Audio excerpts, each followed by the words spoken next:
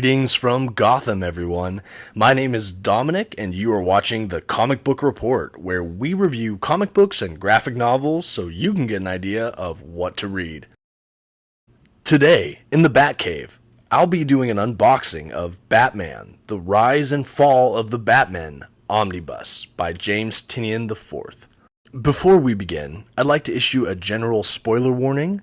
While I haven't read much of this myself, I will still be flipping through the collection. You've been warned. Now, let's go ahead and get to that unboxing.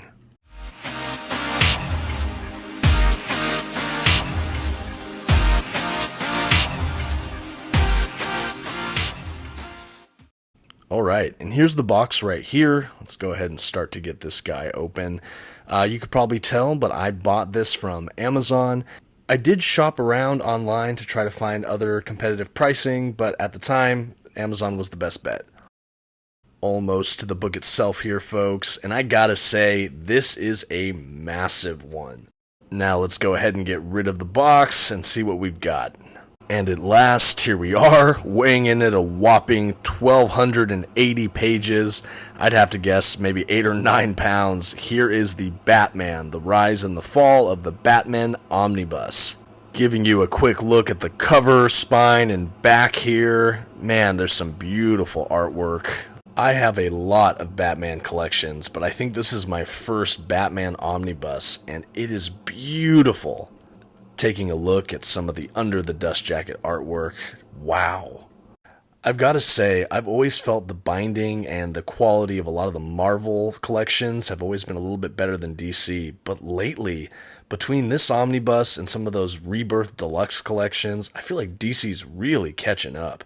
Here's a quick look at the eye of the binding here. Not too bad, especially for a DC Omni. Getting started on the collection itself, I'd love to just quickly discuss what this volume collects. In this single volume, we have Detective Comics 934 through 981, as well as the Detective Comics Annual #1, Batman 7 and 8, Nightwing 7 and 8, and stories from Robin 80th Anniversary 100-page Super Spectacular #1 and Detective Comics 1000. As you can probably tell, even though this is a Batman omnibus, it is really a Detective Comics omnibus, with a few issues from Batman and Nightwing. I believe that's the crossover, Night of the Monster Men. I'm very excited that the whole story is included in this volume. I have a couple of the Batman Rebirth Deluxe editions, and the one collecting the Monster Men tie-ins didn't have all of the other issues, so I only read a partial story, which, as you may know, is a pet peeve of mine. So very happy I'm going to get to read that story in its entirety. That was a very nice touch when they mapped this omnibus, and personally has made this collector very happy. Let's take a closer look at some of the art here. You might have seen it on the title page here, but most of the pencils are provided by Eddie Barros and Alvaro Bueno, with the writing predominantly from James Tynion IV. To my knowledge, this is my first experience with these pencilers, and I just gotta say, the art is jaw-dropping. Very modern style, which for this guy, reading a lot of 80s comics recently, the modern touch is a very, very sweet sight to these eyes. And as far as James Tynion is concerned, I read some of his earlier stuff with superhero titles, but nothing that left a giant impact on me until I stumbled across his series The Woods, which I believe is published by Boom Studios. That series concerns itself with a high school that is teleported to some alien world. There's a lot of mystery and craziness that happens, but it was a wonderful series. And then, of course, recently, if you've been watching some of my videos, I discovered Something is Killing the Children, and I just finished the 3rd trade volume of that, which completed the first story arc, and that is a wonderful series as well. Needless to say, I am all aboard the Tynion train, and so when I heard about his run on Detective Comics, I was intrigued. I did some independent research on his run, as well as watched some YouTube videos and read some online reviews, and this sounded just like a really fresh, fun idea for a Batman or Bat Family book, and I thought I'd give it a shot. For those, like me, that didn't know a ton about this run until fairly recently, how this differentiates itself from other Batman books is this omnibus picks up with Batman essentially recruiting Batwoman to help him staff and train a team within his Bat family. The initial team includes Red Robin, Spoiler, Orphan, and even Clayface. As I've said, I haven't really read much of this run at all yet, but I'll tell you from the outset, it appears that Batman is much more of a peripheral character, with the focus really being on this team of Bat family members.